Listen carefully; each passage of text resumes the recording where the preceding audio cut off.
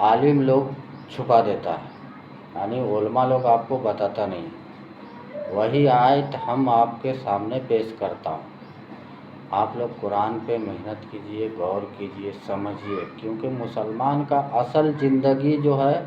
وہ مرنے کے بعد شروع ہوگا، لیکن کافر لوگ جو ہے نا پہنچنے نہیں دیتا ہے تم تک، اور تم لوگ علماء کو معبود بنا رکھا ہے۔ اب علماء پہنچنے نہیں دے آپ کے تک تو وہ بات تب تو اس کو چھپا دیا ہے، جو چھپا دیا ہے ہم وہی آیت کو آپ کو پہنچاتے ہیں، اور چھپا دینے والا قوم نصارہ ہے، مسلمان نہیں ہو سکتا، وہ نصارہ ہے، وہ اللہ کا نافرمان بندہ۔ تو ایسے لوگ سے بچو اور آیت پہ غور کرو، ایمان لاؤ کلام پاک پہ۔ کے لیے عذاب علیم تیار ہے۔ مومنو، یہ لوگ تمہارے سامنے اللہ کی قسمیں کھاتے ہیں تاکہ تم کو خوش کر دیں، حالانکہ اگر یہ دل سے مومن ہوتے تو اللہ اور اس کے پیغمبر اس بات کے زیادہ حقدار ہیں کہ یہ انہیں خوش کریں۔ کیا ان لوگوں کو معلوم نہیں کہ جو شخص اللہ اور اس کے رسول سے مقابلہ کرتا ہے تو اس کے لیے جہنم کی آگ تیار ہے جس میں وہ ہمیشہ جلتا رہے گا، یہ بڑی رسوائی ہے۔ منافق ڈرتے رہتے ہیں کہ ان کے بارے میں کہیں کوئی ایسی صورت نہ اتر آئے کہ ان کے دل کی باتوں کو ان مسلمانوں پر ظاہر کر دے۔ کہہ دو کہ ہنسی کیے جاؤ، جس بات سے تم ڈرتے ہو اللہ اس کو ضرور ظاہر کر دے گا،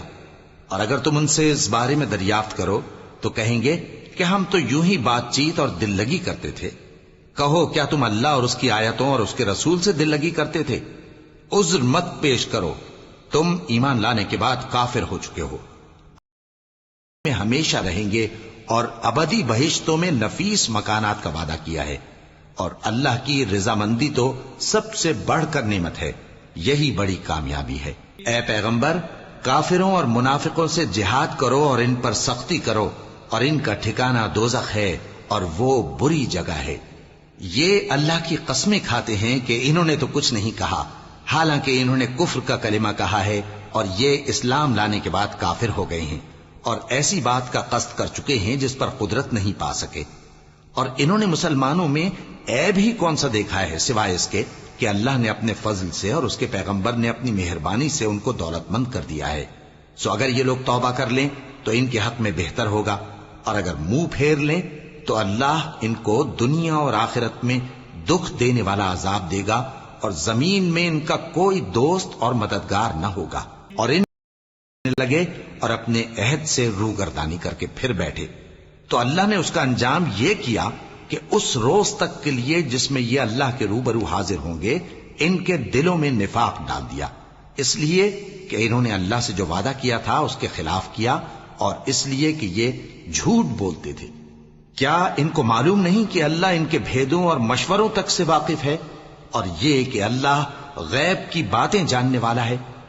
جو مسلمان دل کھول کر خیرات کرتے ہیں اور جو بیچارے غریب صرف اتنا ہی کما سکتے ہیں جتنی مزدوری کرتے اور تھوڑی سی کمائی میں سے بھی خرچ کرتے ہیں، ان پر جو منافق تان کرتے اور ہنستے ہیں اللہ ان پر ہنستا ہے، اور ان کے لیے تکلیف دینے والا عذاب تیار ہے۔ تم ان کے لیے بخشش مانگو یا نہ مانگو برابر ہے، اگر ان کے لیے 70 دفعہ بھی بخشش مانگو گے تو بھی اللہ ان کو نہیں بخشے گا، یہ اس لیے کہ انہوں نے اللہ اور اس کے رسول سے کفر کیا، اور اللہ نافرمان لوگوں کو ہدایت نہیں دیتا۔ کاش یہ اس بات کو سمجھتے، یہ دنیا میں تھوڑا سا ہنس لیں اور آخرت میں ان کو ان کے اعمال کے بدلے جو یہ کرتے رہے ہیں بہت سا رونا ہوگا۔ پھر اگر اللہ تم کو ان میں سے کسی گروہ کی طرف لے جائے اور وہ تم سے نکلنے کی اجازت طلب کریں تو کہہ دینا کہ تم میرے ساتھ ہرگز نہیں نکلو گے اور نہ میرے ساتھ مددگار ہو کر دشمن سے جنگ کرو گے۔ تم پہلی دفعہ بیٹھ رہنے سے خوش ہوئے تو اب بھی پیچھے رہنے والوں کے ساتھ بیٹھے رہو، اور اے پیغمبر ان میں سے کوئی مر جائے تو کبھی اس کے جنازے پر نماز نہ پڑھنا اور نہ اس کی قبر پر جا کر کھڑے ہونا، یہ اللہ اور اس کے رسول کے ساتھ کفر کرتے رہے اور مرے بھی تو نافرمان ہی مرے۔ اور ان کے مال اور اولاد سے تعجب نہ کرنا، ان چیزوں سے اللہ یہ چاہتا ہے کہ ان کو دنیا میں عذاب کرے، اور جب ان کی جان نکلے تو اس وقت بھی یہ کافر ہی ہوں۔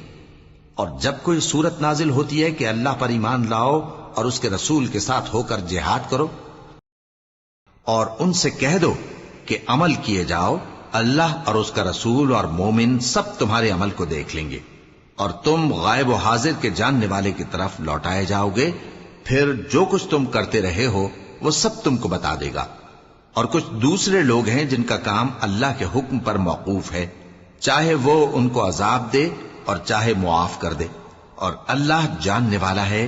حکمت والا ہے۔ اور ان میں ایسے بھی ہیں جنہوں نے اس غرض سے مسجد بنائی ہے کہ ضرر پہنچائیں اور کفر کریں اور مومنوں میں تفرقہ ڈالیں،